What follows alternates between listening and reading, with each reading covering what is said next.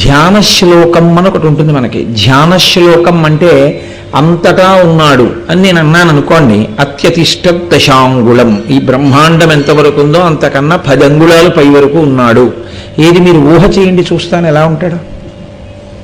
మీకు కుదరదు. మనసుకి ఆలంబనం ఇవ్వడం కోసమని ఋషులు దర్శనం చేసినటువంటి ఒక రూపాన్ని శాబ్దికమైనటువంటి కల్పన చేసి మీకు ఇస్తారు. ఆ శ్లోకాన్ని ఆధారం చేసుకుని ఆయన ఇలా ఉంటాడు అని మీరు ఊహ చేస్తారు. అదే సశంఖ చక్రం సకిరీట కుండలం సపీత వస్త్రం సరసీరుహేక్షణం సహారవక్షస్థల శోభి కౌస్తుభం నమామి విష్ణుం శిరసా చతుర్భుజం మేఘశ్యామం పీతకౌశేయవాసం శ్రీవత్సాంకం కౌస్తుభోద్భాసితాంగం పుణ్యోపేతం పుండరీకాయతాక్షం విష్ణుం వందే సర్వలోకైకనాథం. ఇప్పుడు నాతో